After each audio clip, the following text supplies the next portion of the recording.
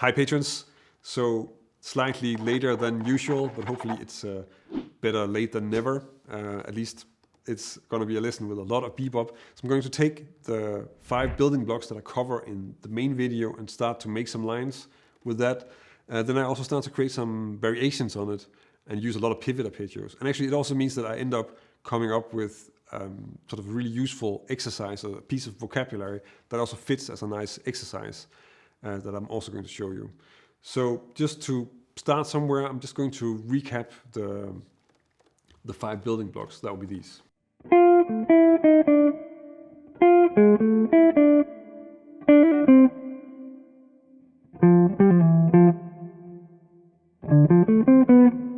And then of course the trick is to take these things and then try to turn them into actual music, into lines.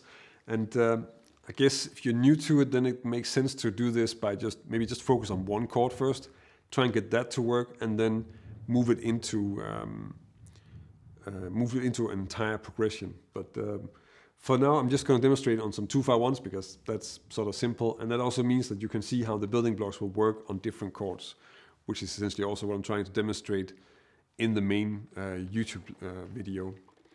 But what you also have in the main YouTube video is some of those exercises that I'm showing you to move it around in the scale, move it around in the position, and being practical about that. I'm not going to cover too much of that in this video because that's already there.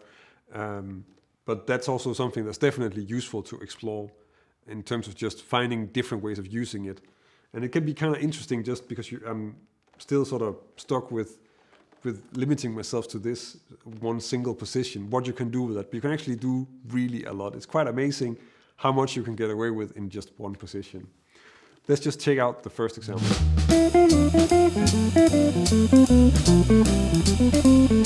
So there are a lot of pivot arpeggios in this, as you can probably hear. I'm starting with the 16-note trill, so moving from E. And then of course this just naturally flows up to the F on B3, and then I can add the second building block there. And that of course also just takes me naturally to the D here on the G7. On the G7 I'm then using, it's kind of tying back to the patron extras from I think last week, where it was about some of the different arpeggios you have available on dominant chords. And in this case I'm using 2 of those. I'm using the D minor 7, the arpeggio from the 5th of the chord, and also the arpeggio from the 3rd of the chord. In this case, that's B half diminished. So, and then of course both played as pivot arpeggio. So first the D, and of course this really takes me to that B here quite easily. And then instead of just playing that arpeggio, I turn that into a pivot as well, and then that resolves the chord for me, just because the G right here becomes the resolution, which of course is the 5th of the C major 7. And to tag that, I add the 5th building block, which is then played from the 3rd of the chord. So that's an E minor 7 arpeggio played as a triplet, which is then targeting that C in there. And not to end on a heavy downbeat on this one, I just add the A after it, just to sort of lighten the whole thing up, and otherwise it sounds like it's the ending of the song, which is not so nice. Let's check out the next example.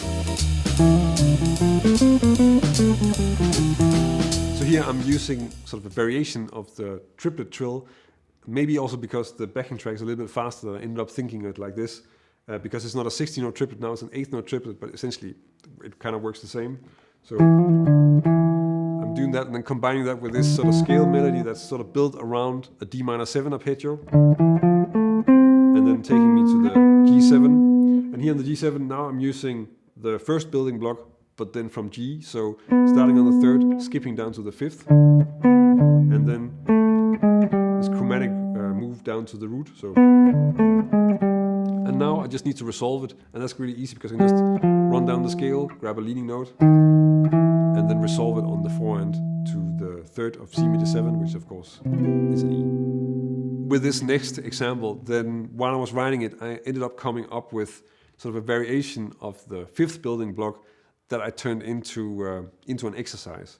So the way this works is that very often when I'm making variations, like whenever you find something that works and you want to mess around with it, then as you can probably tell also from the examples in the main video, I very often use either some leading notes or some octave displacement to just create variations with it. Mainly just because that way of working really makes it still sound like sort of very bebop-like. And if that's the sound you're going for, then of course that's what you want to keep in there. And so I'm starting with the fifth building block, which will be this.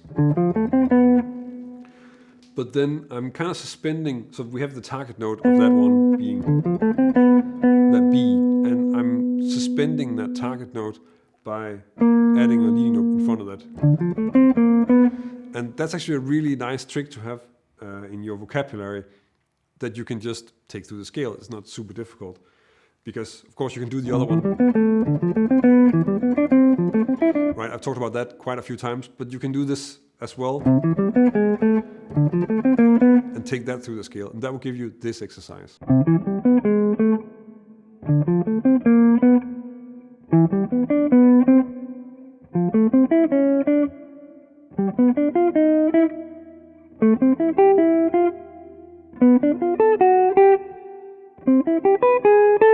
And with this exercise, then you're kind of already practiced playing this example.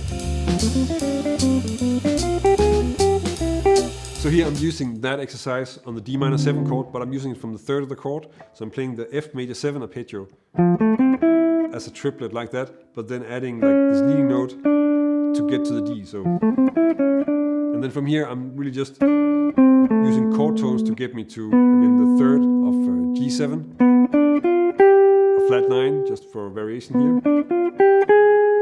And actually this is actually using that first building block on a G7 flat 9, because I'm just skipping down to grab that lower third here from the flat 9, and then running down the scale, and then that's helping me resolve to the C major 7, the third, this of course E, and then up to the G also, just to have a little bit extra movement, so you get the. So that's how I work with these building blocks to get them into my own playing. And I think that's also the process you want to take if you want to get this into your own playing. Get comfortable writing lines with the different building blocks. Try and use them in different ways and make it easier for you to sort of start hearing melodies with that material.